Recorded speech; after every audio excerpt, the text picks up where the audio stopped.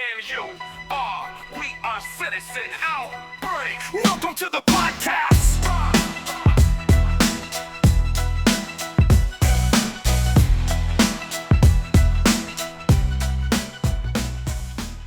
Hey, welcome to episode 10.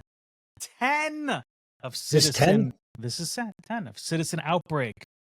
Welcome to the show. How you doing today, Matthew? Doing good. Boychik, how you doing, Rudy? I'm doing all right. A little tired. I'm a little tired. Didn't have such great sleep last night. I don't know why. Tossing and turning. Yeah. Anyway, I can relate. let's get into it. Did you hear about my man Hulk Hogan, or should I call him Hollywood Hulk Hogan? He's got the beard back, huh? He's got the beard. Two-tone. Hollywood Hulk Hogan. I guess the New York Post writer doesn't know shit about what Hollywood Hulk Hogan is all about. Hollywood Hulk Hogan is the darker side, NWO version of Hulk Hogan. You got Hulk Hogan, which is the red and yellow American, and then you got the NWO. But do you know why he's in the news? Because of his beard, no? No. So actually, I was supposed to meet up with them today, but I'm here with you. Thank you. Instead of them. But I couldn't meet up with them because I got this volleyball thing after we're done with the pod. My buddy Vo, which is Hulk Hogan's guy over here, they came into New York because Hogan, he's got a couple things going on. One, he's opening up Hulk Hogan's Score bar and restaurant over there on 31st and 8th Avenue, right across from the Garden. It's going to be open probably Really? end of September. That they're here touring that. But additionally, he's doing press for a new venture he's got going on. He's got the beer. The beer he's got going on, but now he's got something which I think is genius. I think it's genius. I'm surprised that nobody's ever has done this yet. What is it?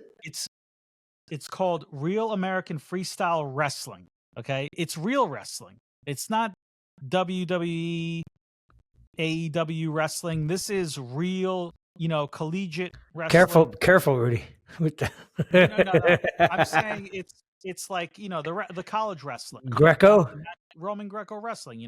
Because what happens is after you're done with college or you go to the Olympics, what are you doing? You're either going to UFC or you have a personality and the WWE's picking you up. Interesting. Like what we saw with so he's doing a professional level Greco-Roman wrestling? He's doing a professional wrestling, and he teamed up with Eric Bischoff. Do you know who Eric Bischoff is? Of course, from the WCW. WCW mastermind, worked for Ted Turner, and Izzy Martinez. So I don't know who's Izzy Martinez. Izzy Martinez, I think he's got a background in this wrestling and in this type of wrestling, and he's putting it all together. That's interesting. So you got Eric Bischoff with the production, you got Izzy Martinez with the talent, quote unquote talent, and then you got the Hulkster with his likeness and promotion ability. And I think this is a home run because you got the UFC. You got wrestling, WWE, AEW, but you don't have anything like this. And a lot of the guys, they go to the Olympics, and if you saw, the big championship recently, and President Donald Trump was there, and you saw that whole thing and that pop, and that was like a huge thing. They had a lot of wasn't the collegiate, right? Or was that championship? Right. So what do you do when you're done with that? There's nowhere to go. But now they're gonna have it on TV. They're gonna be doing it in big. It's interesting. Big arena. Maybe not big arenas, but like eventually they get to it. If they get ratings, if they get a draw. So if Eric Bischoff is able to get these wrestlers to show their other side, their personal side, and get them really invested, how like you do like the background on the UFC fighters, walking through the tunnel, what their life was like before. This could be really, really interesting. It could be a big thing. I think it's genius. You let off. I'm thinking like it's funny that there isn't a professional league already. There's no professional league. That's interesting. I mean, it's smart, right? Because a lot of the guys, you don't necessarily that still want to go into UFC right? Because that's not going up against striking and different combat skills. So you get to keep going forward with the wrestling. I think I think there's definitely they'll have the supply. I think and then the way they package it will be interesting. Yeah, and they have men and females already signed up. I think I heard their first event is August 30th in Ohio. I mean, that visual you mentioned with the guy saluting Trump when he was done. I mean, that was amazing. Yeah, it's amazing. I think this is going to be successful. Vision Quest. You ever saw Vision Quest? Yeah. Matt Modine? Yeah, Matt Modine. Amazing.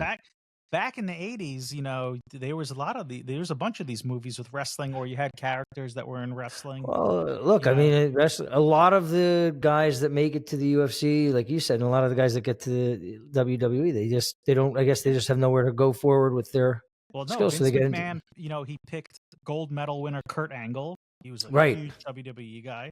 You had Brock Lesnar, which is a big wrestling guy, Minnesota. Yeah, he was a monster. Recently, they had Gable Stevenson, which was the guy who lost in that championship. He was the guy who lost in the championship, but he got signed by WWE. He got let go. But, you have a lot of guys that were wrestlers.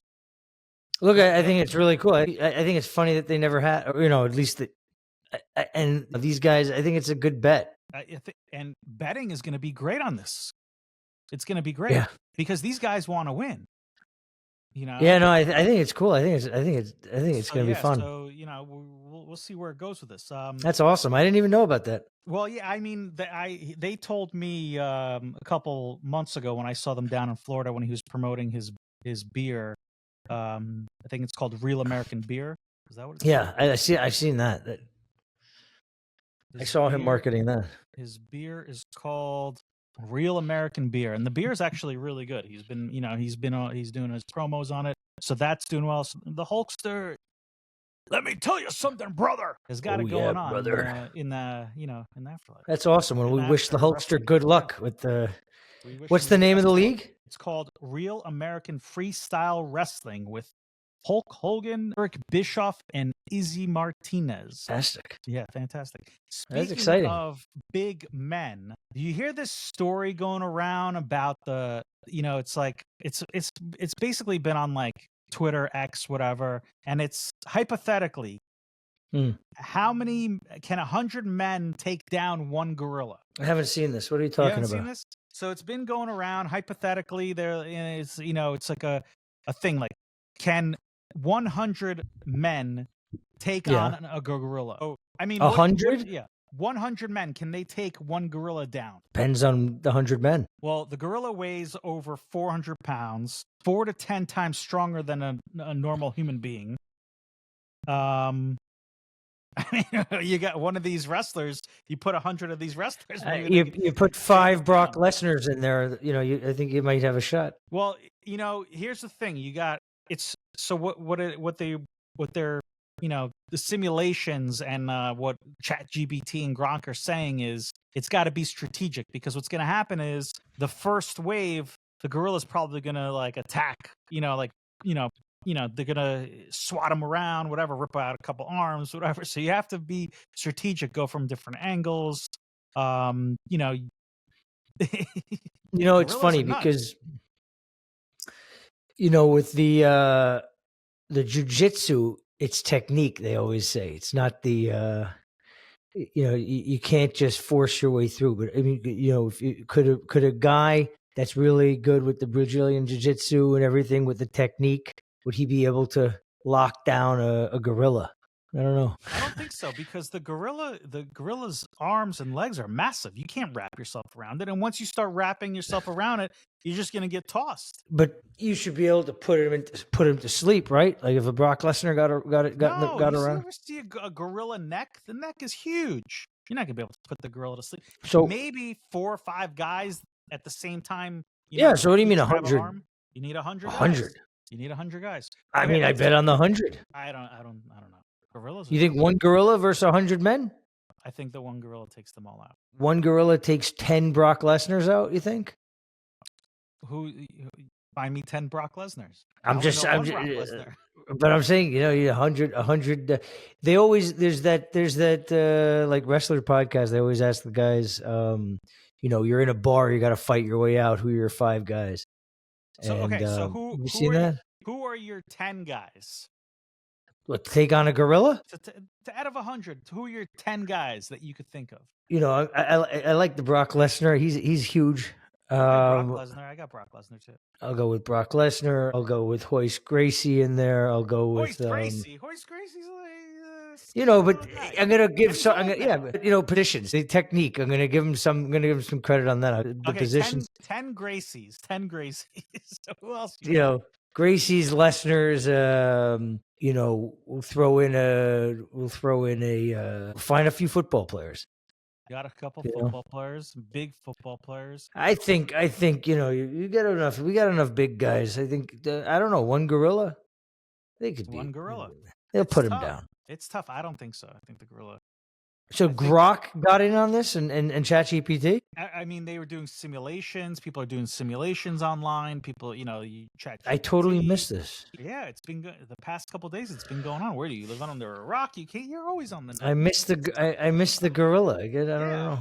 100 gorilla. I mean, 100 men versus one gorilla. Who wins? That's what's been going on. I mean, who? Let's see. I got Brock Lesnar. Couple of the UFC guys probably. John Jones. You got to go with John Jones. John Jones. You go with John Jones. You got a couple NFL guys. Maybe 2 of the Kelseys. You throw them in there. Some hockey players. You got some hockey players. Maybe Ovechkin. Maybe Jean-Claude Van Damme. Nah, he's old, John. The kicks. You put in Chuck Norris. He could take out the gorilla by himself. Which was it? Yeah. No, I missed it. I missed the gorilla. Nice. Let's go on. The next topic, we're going to keep on this 100 theme. Okay. Yeah. Happy 100. Oh, Trump. Trump's 100 days. Yeah.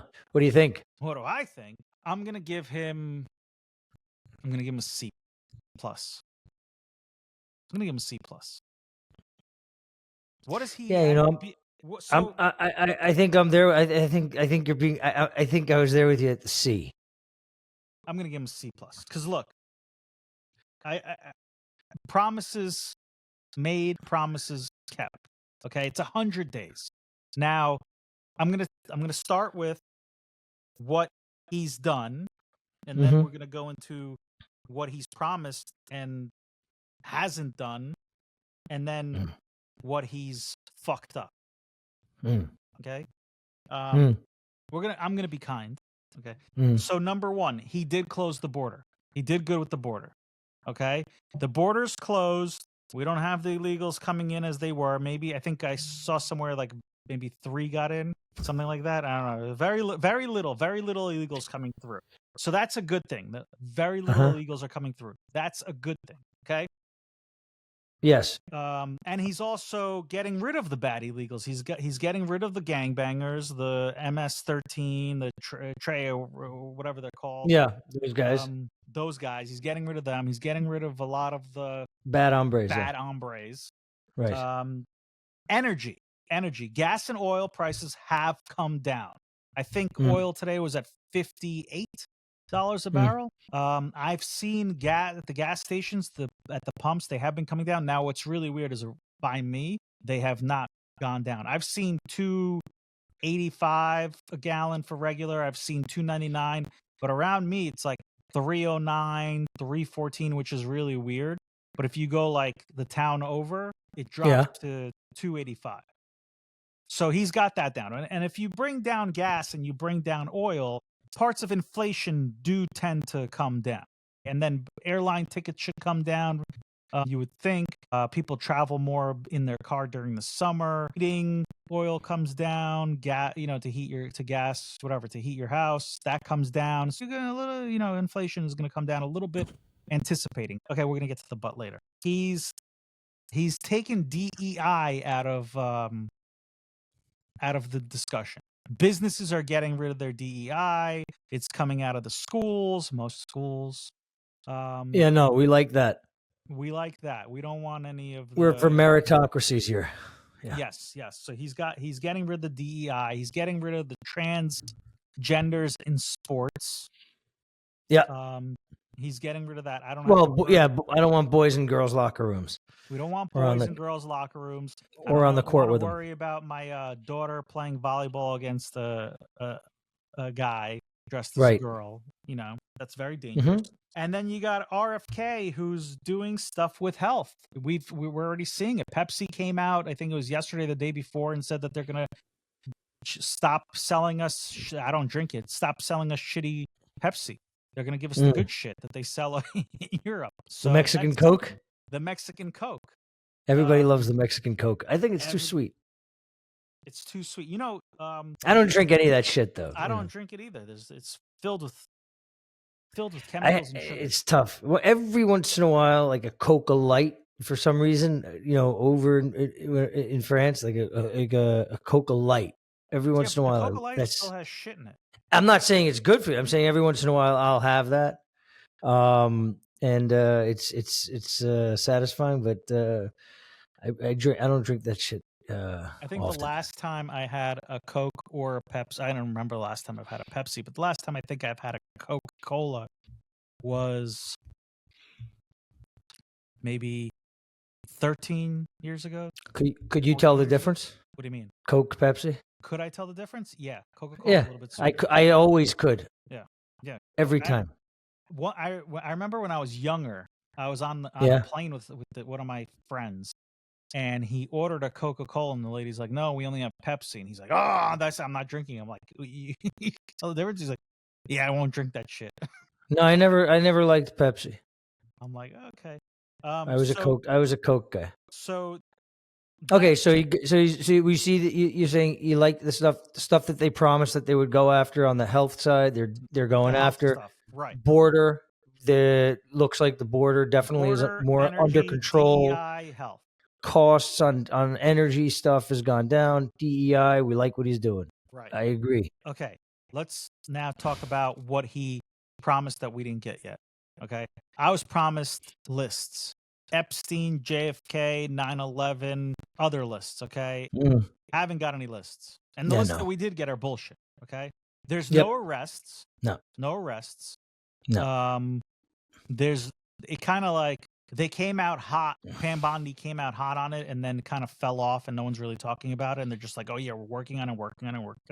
But it's 100 days, and we haven't got anything. Yeah, look, I mean, on the like the Epstein stuff, Kash Patel was on a lot of. He was very public before he took the seat about like day one. This is easy. We have everything. Whether it was the Epstein stuff, the Crossfire Hurricane, and the Comey, and all these things. There's mountains of available public evidence on a lot of this stuff. He's a total flop out of the gate. And then Bondi, Patel, Trump. It just has the appearance like there are certain places that are off limits for the president of the United States. If you take him at his word that he wants to provide transparency on this stuff, there's just certain places that he's not allowed to go because he said he wanted to provide, and the JFK stuff is like, they released thousands of, files without any guidance, it's like, so that's a flop, the Epstein, obviously. So it just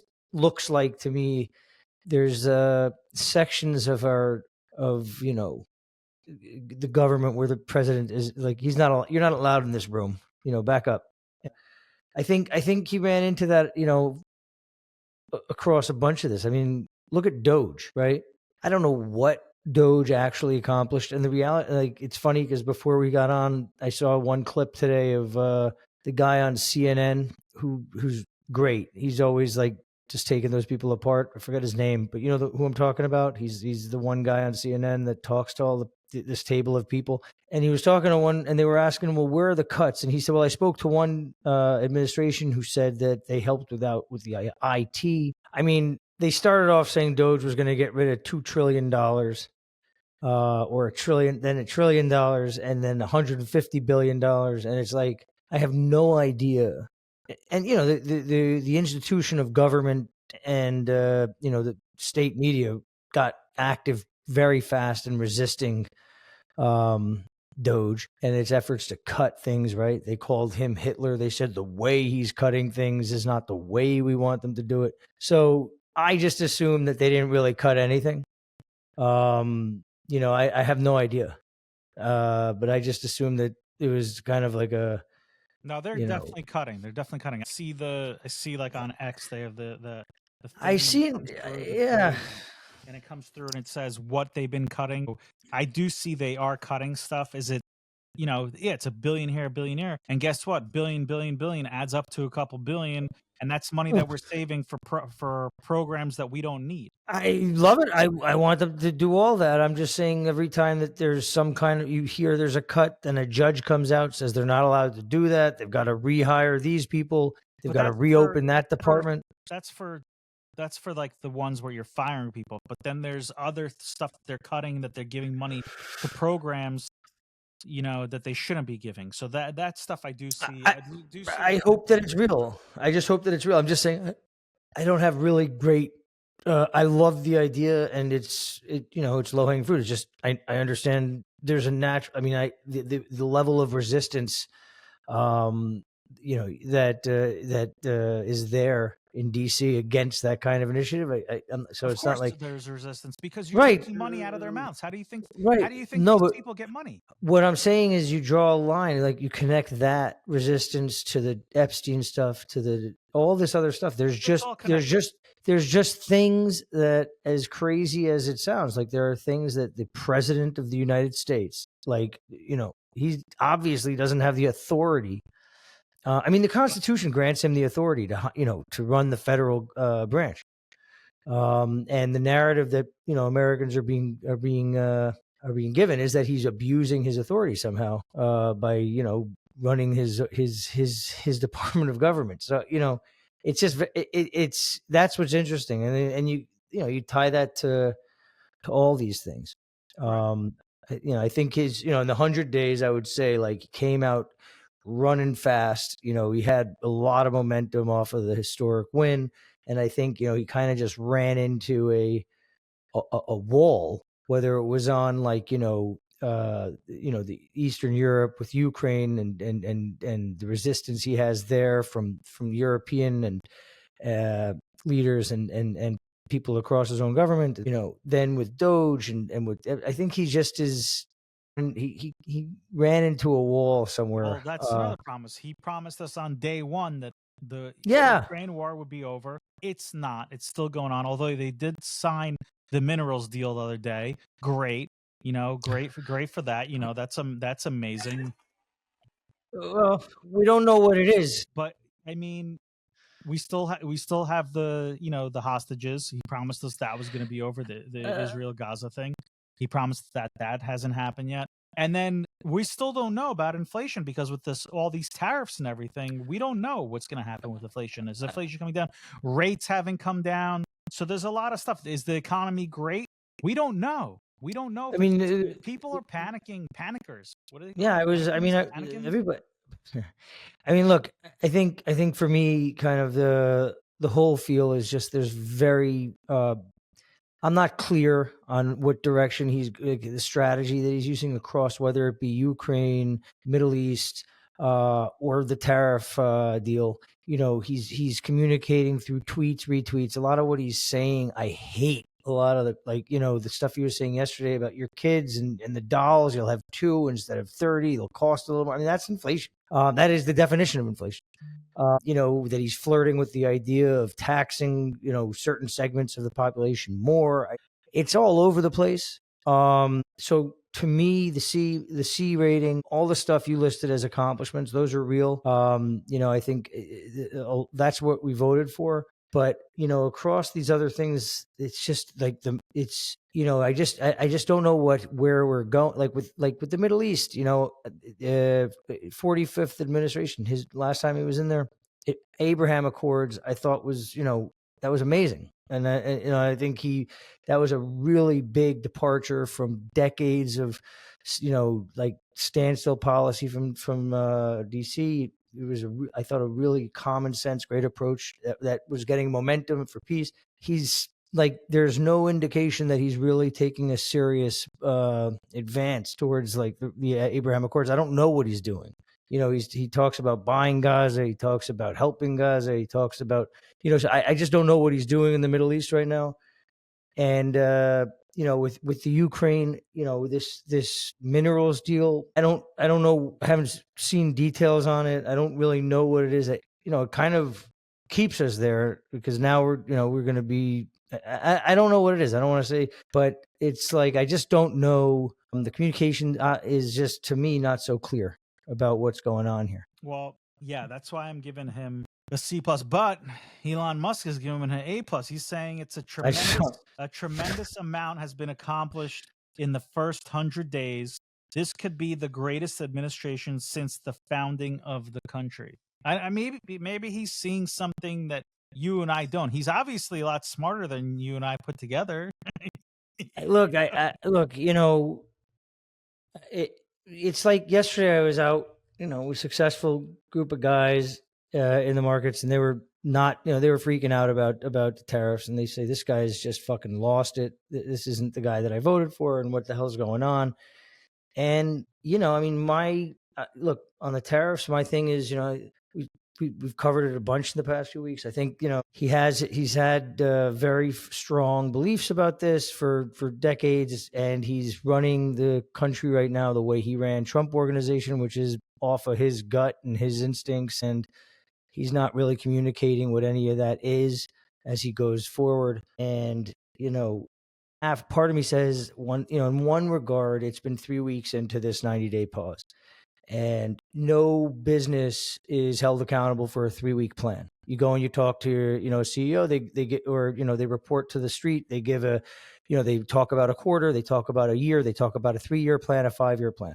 So, you know, this idea that we're grading and rendering verdicts on like 3 weeks, I think is obviously, you know, it's not realistic.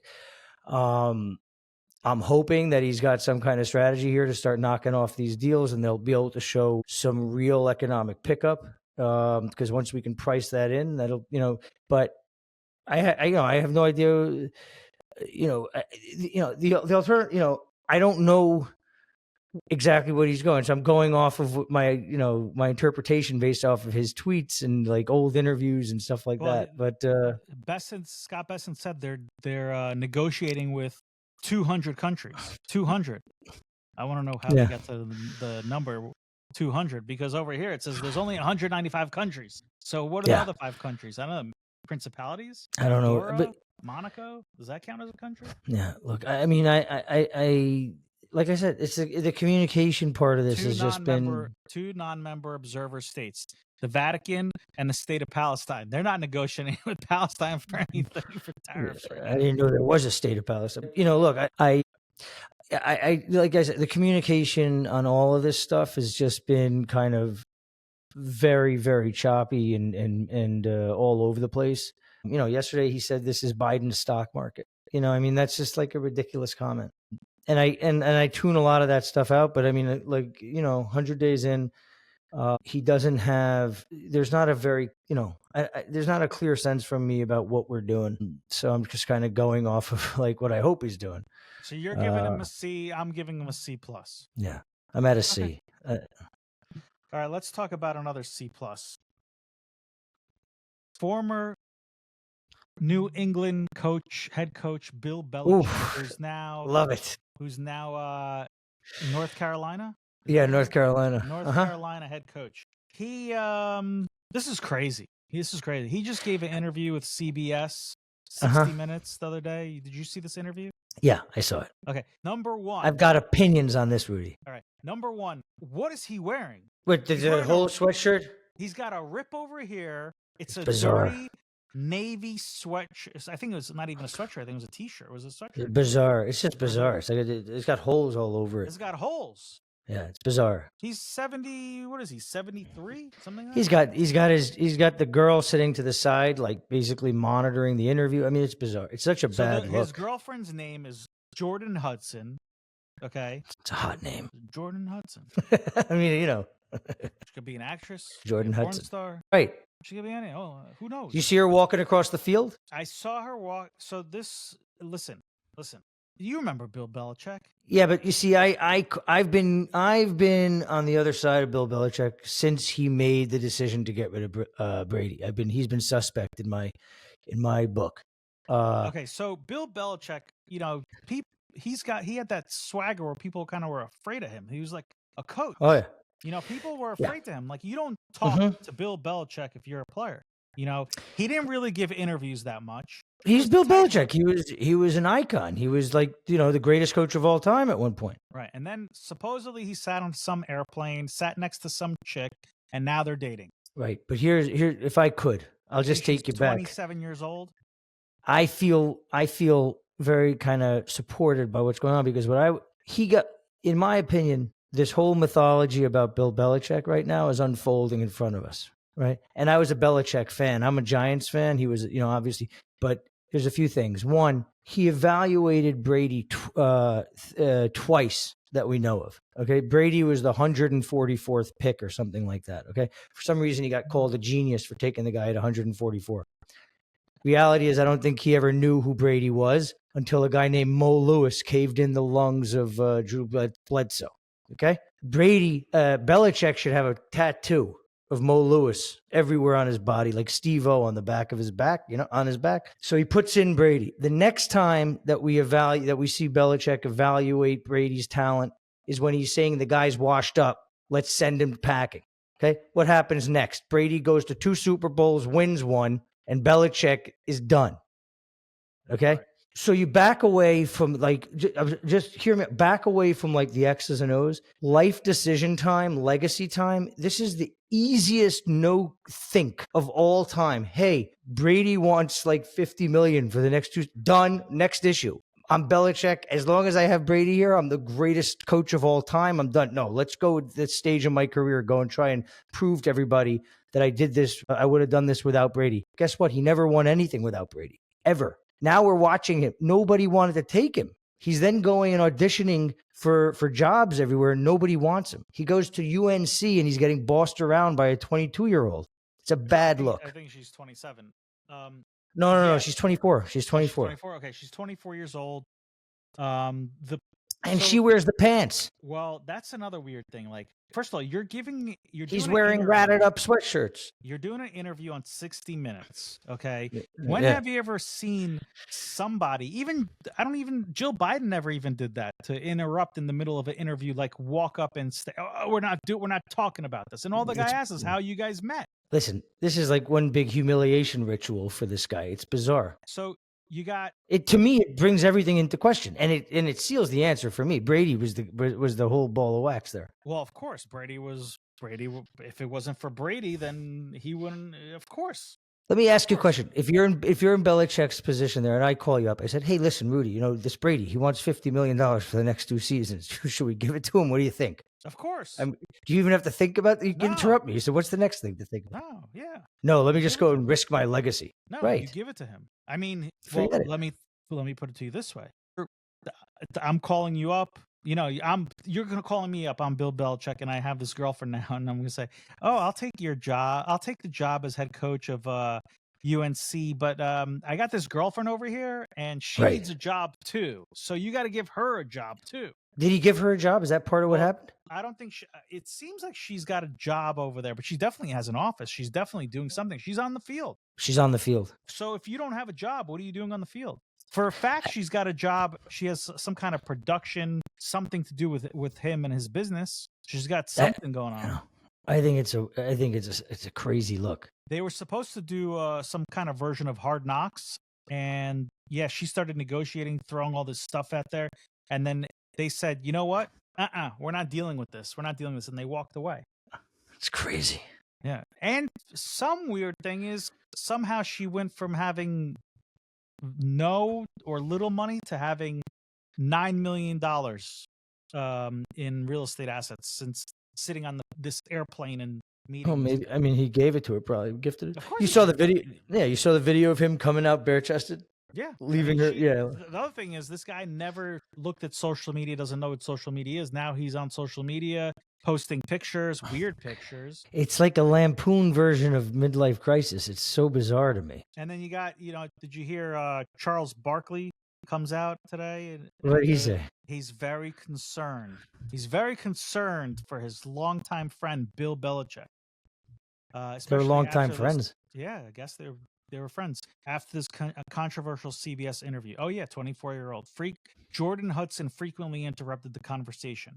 Barkley says, "I'm not sure what's going on. I'm not sure what's going on. He's been a great friend for me for a long time. We've been great friends since he coached for the Browns. I think he's got to be very careful right now. This is starting to be on a slippery slope. He's the greatest football coach ever. Him and former University Alabama coach Nick Saban. For college, Nick Saban. For Bill, the NFL. I think Parcells is the best coach. From what I'm hearing, it's starting to be a very slippery slope, and I've never talked about people's personal relationship. That's another rule I got. But I will admit, I'm a little concerned with some of the stuff that's going on. I might actually reach out to him to make sure everything's good, but I'm concerned from what I'm hearing. It's not a good look right now. I'll admit it. It's terrible. It's terrible. I added that. It's terrible, by the way. He didn't say that. It's terrible. It's terrible. I think it's a crazy look. Terrible. I mean, on the one hand, 70-something years old, and you're dating a young 24-year-old. That's not my beef. Yeah, absolutely. Yeah, that's not my beef. Hey, there you go. But you better have hand. You better have hand in that relationship. He's got zero hand. He's got no hand. He's showing up. They used to look for me. The reason why they said he wore those torn ups, like he looked like such a slob on the sidelines. They said that he was protesting the NFL policy of not being able to wear suits. He wanted to go back to when coaches were allowed to wear suits, and so they said that he was doing this as a way to protest that. Like, oh, you're not going to let me wear a suit? I'm going to look like a slob out here. Truth, look, he's just a slob. I mean, what is he? Who shows up for an interview like that? What message are you sending? That's the thing. It's bizarre. You know, when the NFL does that whole thing with the military and they wear the military stuff and the patches and the camo gear. He always said, I'm not wearing that stuff. And then all of a sudden now he's wearing a Navy sweatshirt. He never went to Navy. He never coached Navy. Nothing to do with Navy. Interesting. I didn't know that. I think his father coached the Naval Academy football. Oh, no. He was at the Parcells coached the Naval Academy. He was on the coaching staff. He was on the coaching staff. Parcells. He was like a kid. Parcells was there, and then he came. That was like, I think, his first thing coaching linebackers. I think that was like one of his. That's my bad. Okay, he could wear the disgusting ripped up Navy shirt. Yeah, but come on, why would you? He looks like an idiot. He looks like an idiot. I mean, the whole thing is retarded. Like, you're Bill Belichick. First of all, you make that bet on Brady, you better know what you're doing. Apparently, like, he just didn't. Okay, that to me is like just what's he doing with this chick? No, but this starts with the Brady thing. To me, that's like a big life decision. You got to be like that's the easiest 2-second conversation in my history as a coach. Okay, it starts with that. The guy that does that. You then start to understand where we're going to get here. This is crazy. So he's just taking the piss. Do you think he's mental decline? I mean, what I'm saying is I think you start back there because that shows mental decline. But I'm saying this is either a guy that is completely like just. Do you remember the roast? He did a few things. So when he was looking for employment, after he left New England, he's never been like a haha funny guy. But the Manning brothers have their Monday night telecast. You ever watch that where they do their own telecast of the Monday night game, and it's like funny. It's the two of them breaking down the plays. Right. They had him on, and then he showed up at Brady's roast, and the idea was because he was like his persona was known to be like a prick.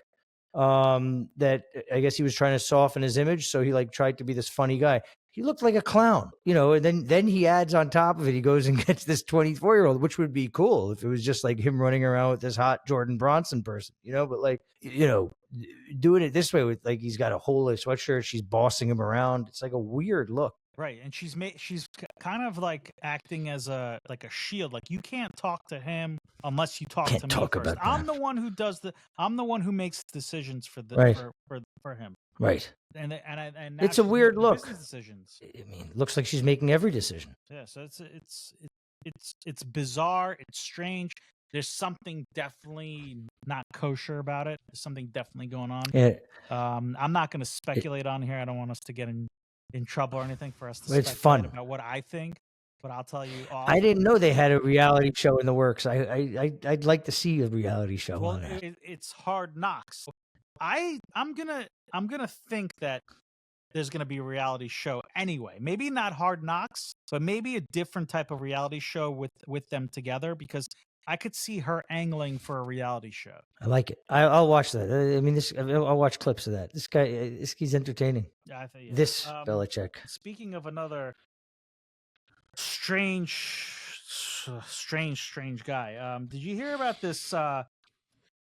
This guy, he's a Democrat. He's a Congress guy who brought up 7 articles of impeachment against President Donald Trump. Shri. I thought that was Chris Thanedar. Kattan dressed up. I thought it was Chris Kattan too. You know, the guy from Saturday Night Live? Yeah. I thought it was Chris Kattan. I thought it was a I thought it spoof. was the guy from Night of the Roxbury. Did you hear the guy talk? Yeah. He talks like Chris Kattan. I thought it was bizarre. So anyway, this guy comes up with 7 Who articles. voted for that guy? Is he really in Congress? He's the Perch King. He's from Michigan. What an asshole state. I mean, it is. It's an asshole. You got, what is going on in Michigan? What's in the water over there? Seriously. I thought it was Chris Kattan. Then I heard the voice. I thought it was a spoof. Well, he's got that. That has to be a wig, right? That's got to be a wig. It's a wig, but and what's the accent? I guess I don't. Is he Indian? He's in. I don't know if he's Indian or something. Shri Thanedar. He's got to be Sri Lankan. Maybe, but he's filed 7 articles of impeachment against President Trump, alleging that various actions such as deporting suspected MS-13 gang member Kilmar Borrego Garcia, cuts made to Department of Government Efficiency without congressional approval, and Trump's tariffs are impeachable offenses. So he's going most of the things that we said are good. He's going after him for impeachable offenses. He quote Thanedar, Donald Trump has repeatedly demonstrated that he is unfit to serve as president and represents a clear and present danger to our nation's constitution and our democracy. I mean, it's interesting. Look, if they get back control, we could see another impeachment. Okay, so the guy, first of all, there's got to be some kind of law that if you could barely speak English and you're not born in the United States, that you can't be in Congress or Senate. We don't know what this guy. You can't be president, but you can run for. You could, and therefore he is, and we have other congressmen and congresswomen and senators that. You just can't be. You just can't run. You just can't do president. Right, but I think it should be also Congress and Senate. Yeah, I agree with you. We don't know what his intentions are. Okay, you came from your country, you come to this country, leave your shit there because you came to America, take on American, this is America. Act like Americans. Stop doing this. And he's born in India. So this guy. Well, here's the problem. I'm not talking about. Go ahead. No, go. I'm not talking about the 7 articles of impeachment. That's not what this story is about. Don't think that I'm complaining about the 7 articles of impeachment. I'm not complaining about bring up the impeachment. Who gives a shit? Go fuck yourself. It's not going to happen. Right. But that's not what I'm talking about. I'm talking about this guy, the Indian-born Thanedar. Is that his name? Thanedar. Thanedar. That's how you spell douchebag. Thanedar. He's a chemist. That's how you spell douchebag. He's a chemist and he's a business owner. And now, since he brought he did something with beagles. No, did you see that? That was Fauci. No. He also did something with beagles. Right, there was beagles, but he's under fire over resurfaced allegations of animal abuse in connections with a bankrupt animal testing lab. I told you. That he told you, beagles. Operated. Yeah, there's beagles. Those were beagles. This is there. Yeah, you're right. There is a beagle there. This is what this guy looks like. That's what he looks like. He looks like Chris Kattan. But is that his mugshot? No, he looks like Chris Kattan went to Miami for like 2 weeks and got to Jamaica and got a tan. It's bizarre.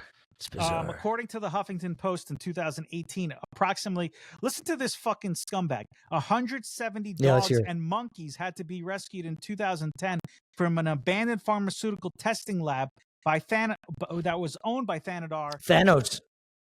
Thanedar. Oh, Thanedar. Thanedar. Thanos. No, not Thanos.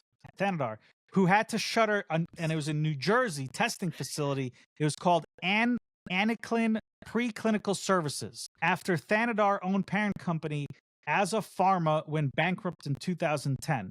3 months after the bankruptcy, local animal rights activists learned that 118 beagles, yeah, you were right about the beagles, and dozen monkeys were still stuck inside the facility. And lab workers allegedly jumping the bankruptcy lab's fences to provide food and water for the animals. So this jackass goes bankrupt, leaves all the beagles and the monkeys over there. Guy. They're starving, they're in cages, and now he comes out and he's got the right to talk about impeachment and that Donald Trump is not fit to be president. First of all, I want to get some tape on this guy's like campaign. I want to see what he was campaigning on. This is a sick guy. And speaking of sick people, what's with these people testing on these poor beagles? You got Fauci testing on beagles. You got this Sandar, whatever his fucking name is, testing on beagles. People are sick. These animal rights people, the animal rights people are saying, we believe that these beagles have never been outside.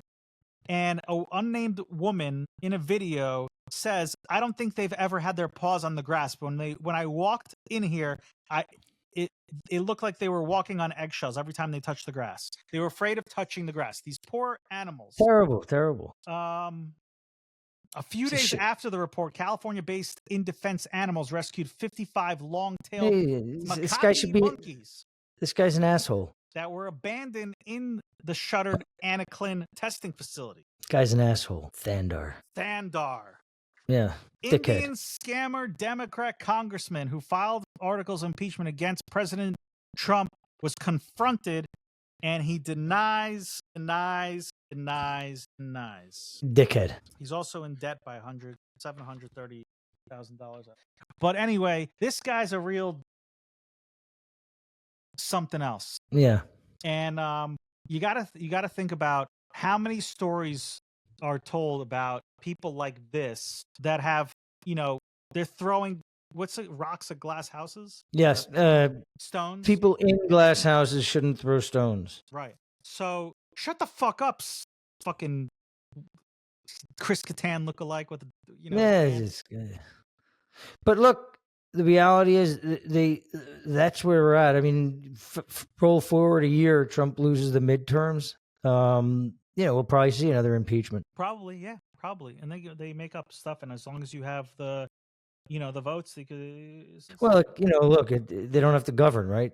They can just get to that. No. Don't have to do anything. Lastly,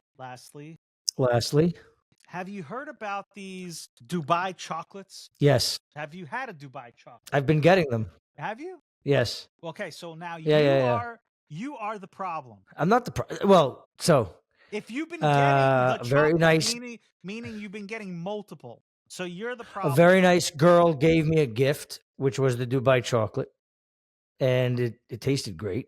I'm a pistachio fan. They look amazing. I have not had one. And then another girlfriend of mine said that she loves them and wants them. So as a gift, I got her some. And I went in to the Nuts Factory, right? Because that's where you get them. Well, the Nuts Factory is one that's locally in New York that has them. But the original one is Dessert Chocolatier in Dubai. Right, but so you go to Nuts Factory now, and there's not just the one. There's like 30 different companies that are making it, different flavors. It's a whole thing. Right. Well, because of you and your girlfriends and their friends and all these other jackasses, there's a pistachio shortage. I heard about the pistachio shortage. Right. So this Fixed Dessert Chocolatier who made this Dubai chocolate trend, these chocolates, it became famous. Very good in 2021. Okay, it was a TikTok in 2023. Really? That long ago? Yeah, TikTok made it, became really big in 2023 on TikTok with people, taking them and breaking them apart. Yeah, that's Showing what I the did. inside and then eating them, and and you said they taste really good, delicious. It does. It tastes very good. So now there is a shortage of pistachios. So Matthew, who do you think supplies most of the pistachios for these delicious chocolate treats? Which country? Country, state. State? It's in America?